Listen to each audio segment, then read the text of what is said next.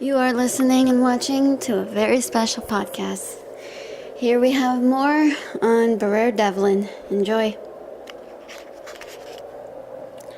Benjamin woke up in some sort of tight space of a prison. Felt claustrophobic, but it wasn't too much. However, he sat up, looked around. He called out, "Justine? Justine!" His foot reached something wet and he noticed there was water. What's more is that he noticed that something was not right. He became quite angry. "Justine!" The lights flicked on in his prison. "Pathetic," Briar said. "Welcome to my world, Benji," Justine said. That's when Ben heard something from behind him. Even though it was dark, he saw some sort of light from behind, and he was horrified to see a projection of video of the children that he was to do experiments upon. They were being videotaped at the time, as he remembered. Ben watched in horror as his father yelled at him to do the treatments. The children begged for mercy, and Ben, who was just a teenager, tried to protest, but he got slapped in the face. "Do not talk back to me that way," his father yelled, yelling and also shouting about ridiculous nonsense. Benjamin could see the lights were flicking on, and there he saw Briar, Lola, Aaron, Jean, Hyaguya, and Kimizuki. And in the middle was none other than Justine with the microphone. They all stared at him down. Benjamin was shouting something. However, he was being muted at the time until Justine pressed a button and Ben was saying, "After all of this, why?" "Because you are not a hero or a good person, Benji." Ben growled, "Shut up. Go ahead. Insult me all you want. This prison is where you are going to be safe in." "Oh, please, Justine. You know you have feelings for me. I know you do. This is some great metaphor for death. There are worser things than death. Oh, please, don't be so overly dramatic." "Yeah, like being enslaved and also used as a little tool." "Really? What about a murderer? I never murdered anyone." "Could you say the same?" This made Justine tremble. Then all of a sudden she said, "You want to start by helping yourself out? Start admitting what you did. You killed a freaking guy at a circus. You tried to kill a lot of people during that time. And also, a lot of people are in trouble because of your stupid Ophelia that's been following them around." Ben looked over and said, "Oh, really? Do you actually believe I want her to follow them?" "Start at the beginning, Ben." Ben just leaned against the glass as he said, "All right,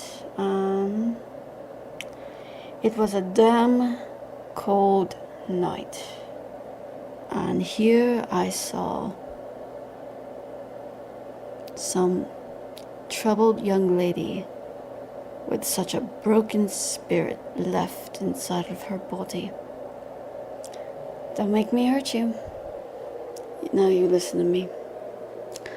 I helped you. I saved you.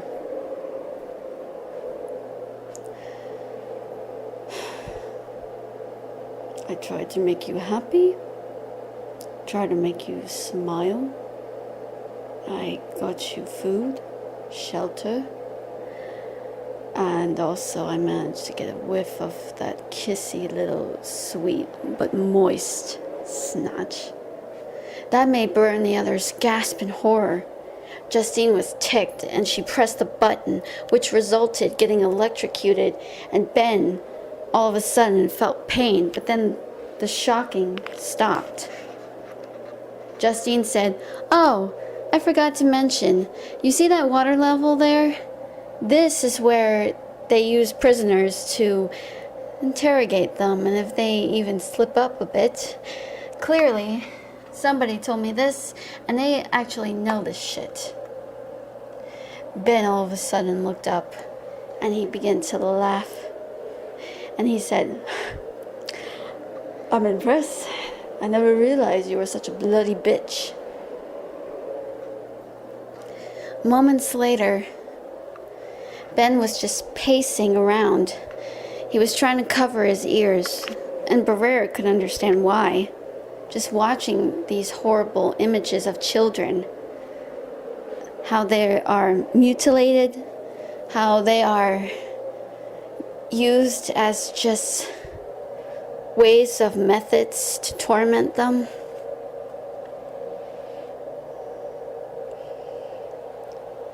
Lola was trying her best not to throw up. She kept making a few soft gulping sounds.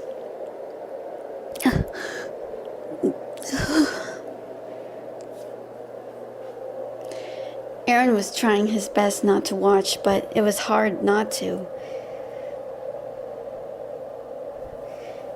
His hand was tensing into a fist. Jean looked like he was thinking, but he was obviously his fist in front of his nose and mouth. He looked like he wanted to punch someone or punch these people for tormenting these children. Yu was beginning to shake a bit in fear, but also in anger too. Same with Kimizuki, but he was just taking off his glasses and trying to rub his eyes, as if he could try to erase what he was seeing. Justine, on the other hand, was just cool and calm as a cucumber.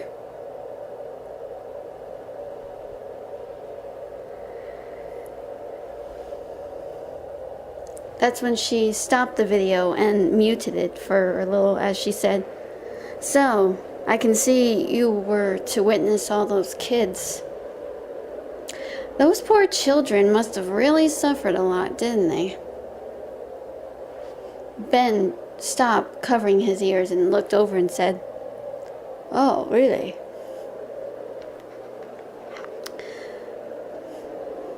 "I never even wanted to hurt them in the first place." "So what happened to these kids?" "You know, I did a little background on them, and I found out that all of them are dead. They must have died in that fire or something. I mean, you really caused a stir in this place. I mean, your dad did, but still, it's kind of sick. Like father, like son, huh?" "Don't compare me to him. I am nothing like him. If I was like him, I would have done this a lot of times and still wouldn't give a shit. So don't tell me I am the one responsible because I get it from my dad. Don't you dare. If I hear you do that to me, you are going to be in big trouble with me. Perhaps maybe I'll give you a good spanking if you're not a good girl. Maybe I'll be the one giving you the spanking." That's when Ben pointed over and cried out, "Taylor! Taylor, I'm so happy to see you!" However, Justine pressed the button and Ben felt the pain again. But it wasn't Taylor after all. It was none other than Mitsuba and Shinoa. "What the heck is going on in here?" Shinoa said. "What are you doing?" Ben was screaming, "Please help me!" "Stop it! Now!" And Justine did. And Ben was begging and pleading and whimpering like a coward. But Briar and the others just stared down at him as if he was just the most disgusting person ever. to be begging for mercy. Shinoa couldn't help but grin. Oh, this was your plan, huh? My plan was to chop him in half, but I'm willing to settle for something. The Lieutenant Colonel is coming by. I believe we're going to have very much a nice discussion. Yeah. That's good. Hey, listen. I didn't mean to talk shit about him. I know he's not a bad guy. It's just... No, he's quite a complex character. But he is family to us. Yeah. Do me a favor. Go get Daddy Ichinose and I'll handle the coward. Don't do anything stupid while we're gone, okay? We're also getting Yoichi and also Narumi and Mika. Mika's coming? Yeah. You hear that? We're inviting the bloodsucker. Have fun. You hear that? You remember Mika, huh? A crazy, freaking mother-sucking vampire. He's gonna come here and I bet he's gonna wipe you out dry. Wipe me out dry, huh? Yeah. It's gonna be a lot of fun. Hold on. This is gonna kill the mood, but I'm coming in. She took off her jacket. Briar said, "Hey, they said don't do anything stupid." "Don't worry, I'm just going in to talk to him." So she enters the tight-spaced prison room. Justine was speaking a few words before she was throwing punches. She was just hitting him and yelling at him so much that Ben was bleeding. That's when Kimizuki said, "Hey, cut that out right now. Don't make me press the button." However, before Kimizuki could touch it, someone grabbed his wrist. Briar looked at her in surprise. It was a young lady with some sort of hair color. It was red. "Reina," Sean said. "Reina, what are you doing here?" "She's going to kill him." However, Reina shook her head. No, she's not. She's holding back." "What do you mean she's holding back?" "She's done this before. I know it." However,